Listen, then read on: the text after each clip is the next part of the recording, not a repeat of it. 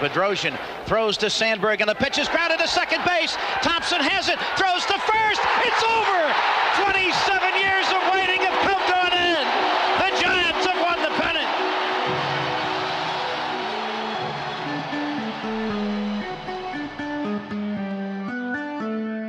Hey y'all, Double G here for a solo edition of Thompson to Clark. As I mentioned on our last podcast, I kind of wanted to do some solo stuff like we did for We Want Winners, and we will do again tomorrow since the 49ers have a short week and play on Thursday. But really, with 12 and now 11 games left in the Giants season, we kind of want to update folks and just keep telling this story of this 2023 season. And I think what I'm going to call this, it's not the race to the third wild card, because if you've been paying attention lately, the team has not been playing very good. Like I think we can all sort of agree with that. Not that we are mad at them or frustrated at their inability. They're just not as good, and it kind of makes you wonder if they really played above their heads in the first half. And you get lucky here. They're playing. They're sort of winning on the margins is the term, and sometimes you can actually lose on the margins because you're not necessarily that much better than these teams. You're finding ways to be slightly better in certain instances and able to win close games, or able to do things that, maybe the bullpen here or there picking up wins. Like that was the big thing, right? Which was this bullpen game that the Giants were so good at early in the season. But they played the Arizona Diamondbacks tonight in the first game of a 2-game series, and it did not go well for your favorite baseball team. Giants lose 8-4 in a game that actually started out very well. They scored 2 runs in the first inning. It was a Lamont Wade triple to start the game, and then he scored. And then Jock, Brad and I have been a little hard on Jock this year, teasing him a little bit. I think it's not unfair for us to say that he is not in his best shape of his career, and it probably has affected him a little bit. So they do go up 2-0, and then the Diamondbacks just kind of, they are a little bit from a talent perspective. I think you put those rosters together and you go, which one do you want? I think you want the Diamondbacks roster. So in the bottom of the first, they scored 1. Corbin Carroll, who's going to be a pain in our backsides for many years, I believe. He scored to make it 2-1, and then in the second, they scored 2. That man again, Corbin Carroll, doubled to left field. They were playing him to pull. Third baseman was off the bag, and he took a splitter that was on the outside corner, and he just hit it down the line for a double there. And then, unfortunately, Alex Cobb got hurt, and he's had this hip impingement injury for a lot of the season. We heard about the shot that he took, the cortisone shot, to help it out in his last start, in which he was hobbling, and this one he just could not. He could not get away from the injury. He had to come out of the game, and then at this point, it's 5-2 in the second inning because the Giants are just playing terrible defense. And that is another thing that we talked about. Brad and I talked about this on our last podcast, which is the Giants for the last few years have kind of been okay with giving up a little bit of defense if they can get some of the offense. And they, even though the player who created the 2 errors, Wilmer Flores is having an excellent year. You can kind of, the responsibility of him as an infielder is still there, but he's playing so well, it's hard to blame him. But he is not a good infielder, right? On any degree, he's not a good infielder. He's a DH, and they just have so many guys who are better off as DHs. But Wilmer Flores makes 2 errors, and that got the score to 5-2. And then in the 4th inning, Marte hit a base hit. And then they scored, or I'm sorry, Marte singled on a ground ball to left field. Jace Peterson scored, and Perdomo scored as well. So at this point, it is 7-2. Alex Wood, always up to no good, is in the game at this point. Brad and I have been a little hard on Alex Wood this year just because it doesn't sound like he wants to be on the team. And, you always want players who want to wear that name on the front. And he has been pretty public about his dismay on this team. I'm sure he doesn't really like his role, but he did have to throw a lot of innings today to kind of clean up the short game there for Alex Cobb. Giants got 1 back in the 5th. Lamont Wade Jr. Sacrifice fly, scored Haniger. And then in the same inning, they got 1 more on a bases loaded walk, 7-4. And the scoring ended in the 5th inning as Alex Thomas scored on a sac fly, and that made it 8-4. And that was it. That was the end of the scoring. The Giants, their bats are pretty deflated. And it's so unfortunate because when you think of baseball and, the idea of the stretch run, the romanticism about the pennant race, and in your mind, the pennant race means if your team is in it, it means that they're so inspired to play good baseball. And it's really been the opposite for this team as the season has gotten tighter and tighter. And I kind of wanted to look at where the season went wrong. And the halfway point of the season is 81 games, and they were still 9 games over 500 at that point of the season. And they would still play good baseball in July. They were up to 13 games over 500 on July 18th.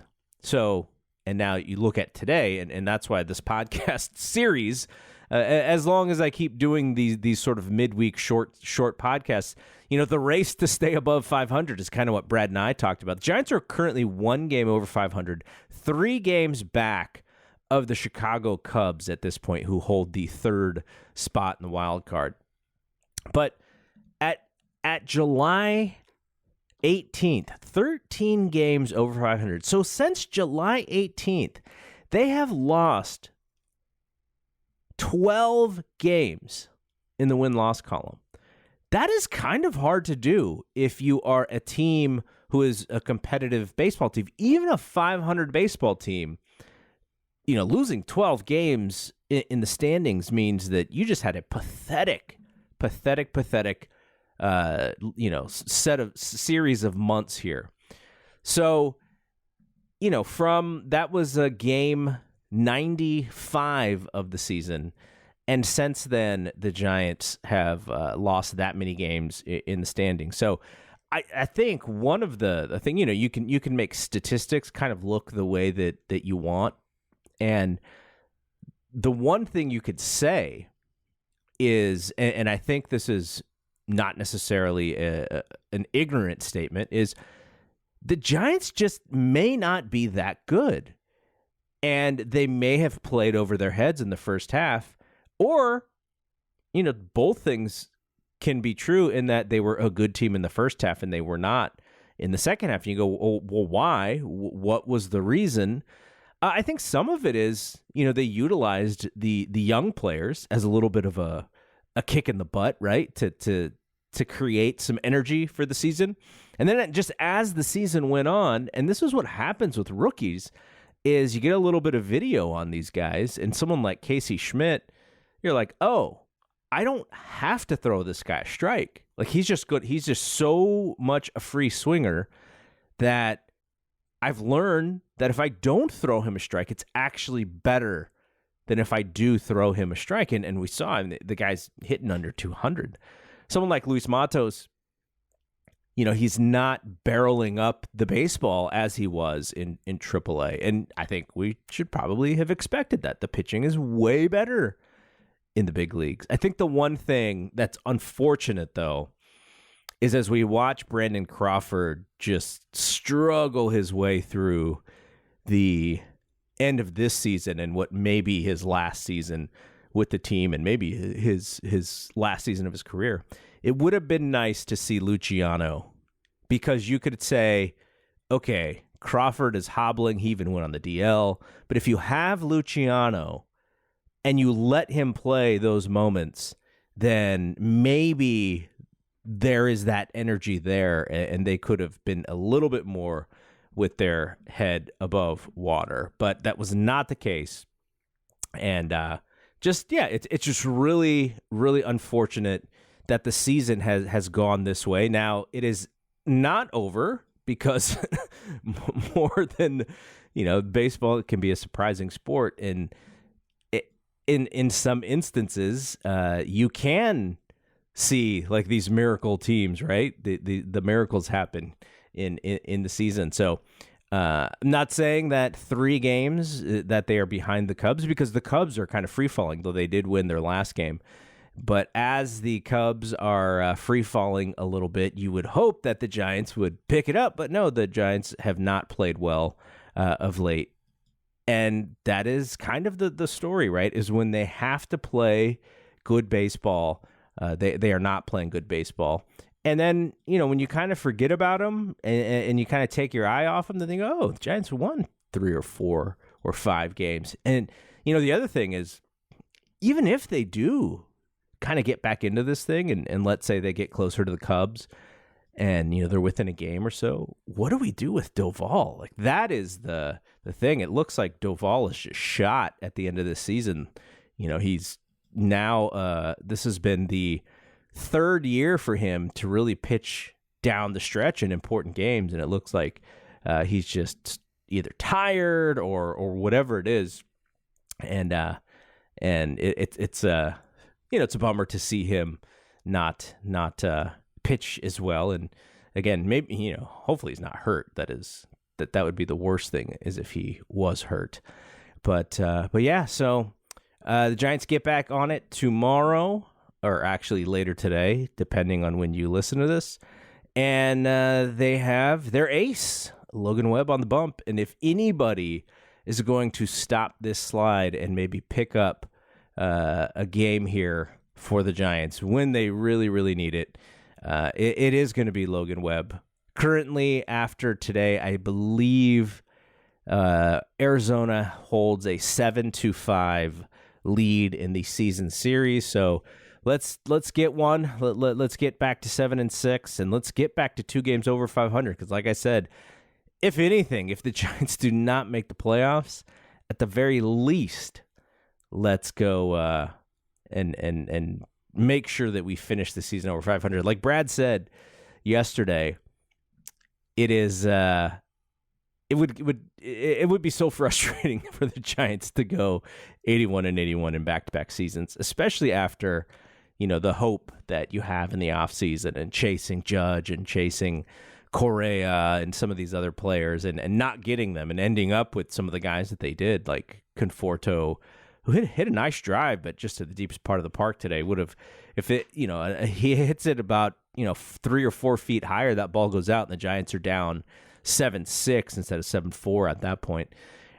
But they got work to do for sure. And I think the hope is that what crystallizes is that these young players just play so much better next year, and they actually are a positive rather than some of the negatives that we're seeing. So, all right, that's it for this mini show here. Almost 15 minutes. So we will be back at some point this week. I would like to do another one of these this week as the Giants continue. And, as Brad and I said yesterday, the Dodgers, 7 of the last 11 games now are against the Dodgers, which not the greatest shakes in the world here, but who knows? Maybe they'll make some exciting. Maybe they'll play some exciting baseball here at the end. So yeah, hopefully we'll be back one more time this week, and next week. As a reminder, we're going to be one day later with the normal show with Brad and I as the Rams play on Monday night. So Brad is going to be watching that game, and then we'll just record the next day. So you'll hear from me hopefully at least once more. If you were listening to the 49ers show as well, we want winners. You will hear me tomorrow, and then Rod and I will be back after Thursday Night Football, 49ers and Giants. And I'm not sure about the death lineup. We may go another week just because we have other content with the Giants and the 49ers. But the death lineup may just take a week off, and we'll be back next week. So, all right. Hopefully you enjoyed this. Thank you for listening. I'm Double G. We will see you when we see you. Peace.